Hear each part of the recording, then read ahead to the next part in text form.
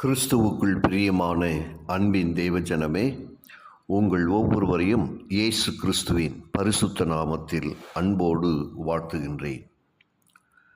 ஒரு புதிய தலைப்பின் கீழாக இன்றைய நாளிலே நாம் தேவ ஆலோசனைக்குள்ளாய் கடந்து போகிறோம். அன்புக்குரிய தேவ பிள்ளைகளே, இஸ்ரவேலர் நினிவேயர் என்ற தலைப்பின் கீழாக நாம் ஆண்டவருடைய வார்த்தைக்குள்ளாய் கடந்து செல்வோம். இஸ்ரவேலர் தேவனால் தெரிந்து கொள்ளப்பட்ட அவரது சொந்த ஜனம். நினிவே ஜனங்கள் தேவ ஜனத்தின் எதிரிகள். இரு ஜனங்களும் பாவம் செய்தார்கள். தேவன் இஸ்ரவேலை தமது தீர்க்கதரிசிகள் மூலம் எச்சரித்தார்.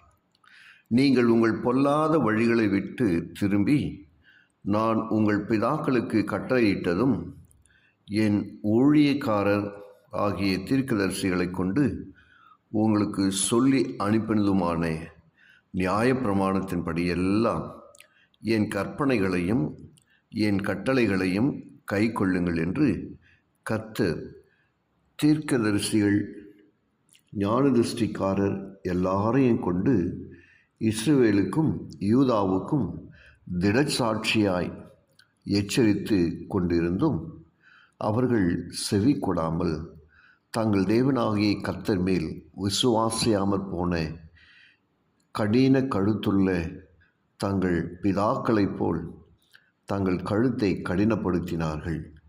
2 ராஜாக்கள் 17ஆம் அதிகாரம் 13-14 வசனங்களை நாம் வாசிக்க கேட்டோம்.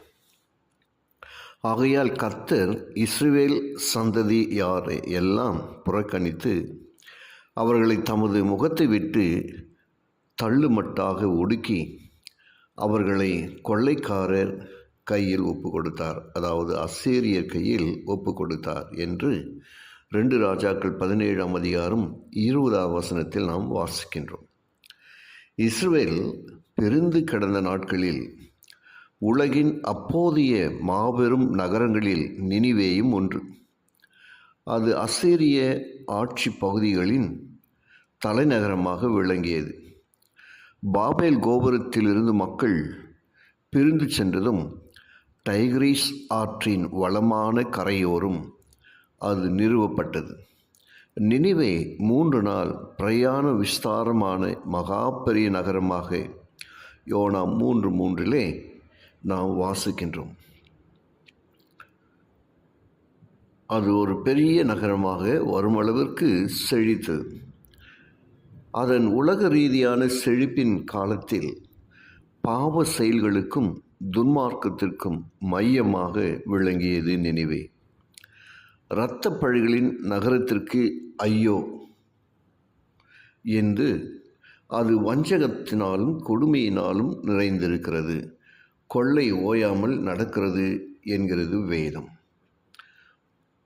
தொடர்ந்து நாம் ஜெபத்தோடு சிந்திக்க தேவன் கிருபை செய்வாராக. ஜெபிப்போம். கிருபையுள்ள நல்ல பிதாவே, உமக்கு நன்றி சொல்லுகிறோம். இந்த நாளிலும் உம்முடைய வார்த்தையின் கீழாக நீர் எங்களுக்கு கட்டளையிடும் ஆலோசனைகளுக்கு ஸ்தோத்திரம். கேட்கிற ஒவ்வொருவரையும் ஆசீர்வதியும். இயேசுவின் வழியாக ஜெபிக்கிறேன் நல்ல பிதாவே. ஆமென்.